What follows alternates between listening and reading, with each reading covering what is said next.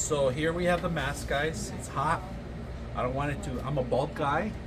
I want the rays to burn me because it's a little hot when you're on the summer, for summer, or you're going fishing, or you're gonna bike ride. This is a perfect mask for it. Now, on cold days, you can use it. On hot days, you can use it because it's breathable material. All right, put it on. To put it on, it's easy. You go have it a full mask open like this, and it covers your back, covers your head completely, especially for bald guys like me. Or if you're gonna go out and it's a little cold, cover yourself. Or bike riding, no bugs get in. Your glasses, and of course they fit perfect in this. Outdoor events, indoor, bugs, season. There's some mosquitoes out there. Avoid them. This is perfect. Hope you guys enjoyed the video.